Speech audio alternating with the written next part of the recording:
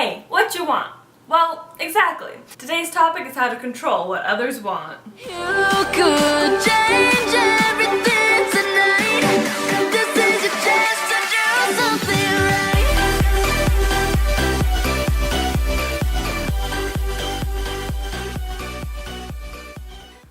Welcome all to Sai-cology with me, Saira. Let's get into it. We hate to lose, but not just in a game or a competition. We hate to lose money or property. Think of it like this. Someone gives you $50. Would you rather keep 20 or lose 30? If someone offered to give you $20 if you win a coin toss, but you'd have to give 20 if you lost, you probably wouldn't agree unless they're offering at least double of what you could possibly lose. People get more satisfaction from not losing than from winning. Loss aversion is in part thanks to the endowment effect, that things we own have higher value to us.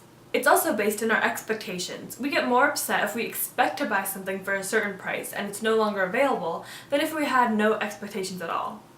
The stigma and associations with the possibility of losing are much harder on our brains and emotions than the effects of winning. Similar to loss aversion is risk and regret aversion, where we avoid taking large risks and making decisions that we may regret.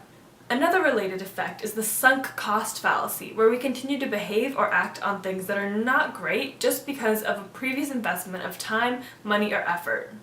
It's all about avoiding loss and sticking with the status quo. We're change-averse beings. Anyways, how to use this to control what people want? Well, in economics and business, it's used all the time to manipulate consumers. Now, you can use it too. If something is going to come at a loss to your subject, you need to frame it to avoid it being a loss at all costs. Make things seem as if they're gaining something, especially if it's worth twice as much as any possible loss. Or start off with a higher, more extreme scenario, then reduce it, much like stores overprice, then put items on sale or clearance.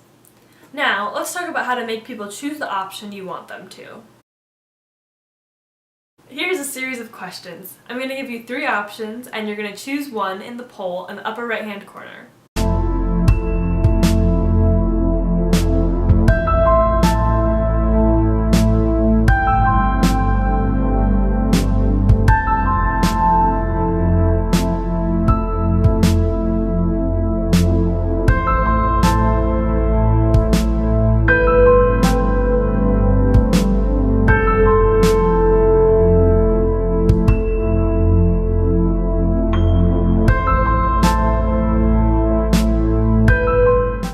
Hopefully, you chose what the majority of people chose, or what the marketers or whoever's selling the product wants you to choose.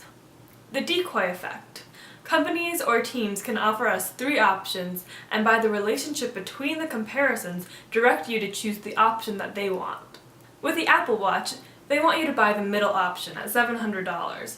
So you're looking at that one and the Sport, which is $400. You're thinking, is it really worth the extra money? So then they introduced the luxury one, and now the middle one seems like a fair compromise and a much better deal.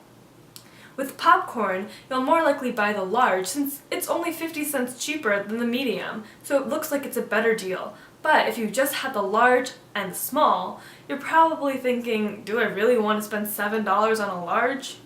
The middle one's a decoy. Finally, with both the apples and the businessmen, by having 2 similar options and one that is slightly better than the other, you're more likely to choose the better option of the 2 similar ones because you have something to compare it to. When you compare apples to oranges, it's hard to choose one because they're so different. But when you put 2 apples and 1 orange, you're going to go with the better apple. Of course, some people will have personal preferences that will differ, but statistically, you'll get more responses that are in your favor, especially if you don't have any other information besides the images or the prices. If you want to read more about how these things work, check out the links below for a great source on this, and other cool psychology resources and shows. As always, be sure to like, subscribe, and hit that bell so you won't miss any future episodes. Next week, we'll be talking about cults. So fun! In the meantime, check out our past episodes in the cards and comment any thoughts, questions, or experiences you have. See you next time, and behave yourself.